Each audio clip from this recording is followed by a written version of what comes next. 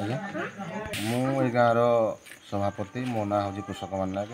ଆମର ପ୍ରତ୍ୟେକ ବର୍ଷ ଏହି ତିଥିରେ ହିଁ ଆମେ ଗ୍ରାମବାସୀମାନେ ସମସ୍ତେ ଏକତ୍ରିତ ହୋଇ ମାନେ ଚାନ୍ଦା ଆଦାୟ କରି ଠାକୁରଙ୍କର ଯେଉଁ ଆମେ ଠାକୁରଙ୍କୁ ଆଖି ଆଗରେ ରଖି ତାଙ୍କର କାର୍ଯ୍ୟକ୍ରମ ଆମେ ଆରମ୍ଭ କରିଥାଉ।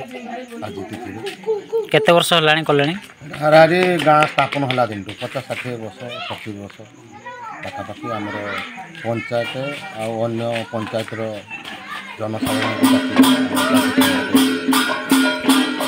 କାର୍ଯ୍ୟକ୍ରମ କହିଲେ ସମସ୍ତେ ଗାଁର ପ୍ରତ୍ୟେକ ବ୍ୟକ୍ତି ମାନେ ଡାକି କାର୍ଯ୍ୟକ୍ରମ କରି ସନ୍ଧ୍ୟା 6 ଘଟିକାରୁ ଆମର କାର୍ଯ୍ୟକ୍ରମ ସକାଳ 6 ଘଟିକା ପର୍ଯ୍ୟନ୍ତ ଚାଲୁ ରହିଥାଏ। ସେଥିରେ ନାମ ସଂକୀର୍ତ୍ତନ, କୃଷ୍ଣଗୁରୁ ବହୁତ ପ୍ରକାର କାର୍ଯ୍ୟକ୍ରମ ଚାଲିଥାଏ। ଦଶଘର ଆମେ ଗ୍ରାମବାସୀ ବାସିନ୍ଦା ଅଟୁ। ଆମେ ଚାନ୍ଦା କନା ସବୁ ବର୍ଷ ଏସବୁ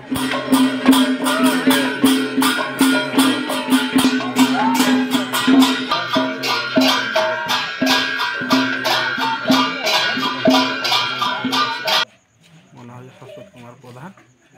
ଗାଁର ସମସ୍ତେ ସହଯୋଗ କରନ୍ତି। ଏବେ ଆମ କୃଷ୍ଣଙ୍କର ନାମ ହେବ। ତାହେଲେ 6ଟା ସକାଳ 4:30 ବଜେ ଆମର ଭୋଗ ପ୍ରସାଦ ଆକାରରେ ସମସ୍ତଙ୍କୁ ବଣ୍ଟନ କରାଯିବ।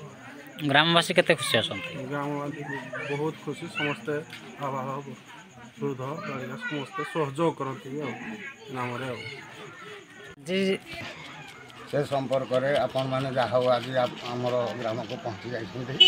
ଆମେ ଗ୍ରାମବାସୀ ବହୁତ ଉତ୍ସତ ହୋଇ ନାମ ଆୟୋଜନ କରି ଆମର ଯାହା କିଛି ଆମେ ବୟାନ କରିବୁ ବୋଲି ବହୁତ ଗ୍ରାମ ଡକେଇଛୁ। ଦଳ ଦେଇକି ଉତ୍ସାହିତ ଭାବରେ ଆମେ ନାମର ସମ୍ପୂର୍ଣ୍ଣ କରିବୁ ବୋଲି କାଲି ସକାଳ ପାଇଲେ ଆମ ଭୋଗ ପ୍ରସାଦ ସେବନ ହେବ। ରାତି ସାରା ନାମ ଆମର ଚାଲିବ।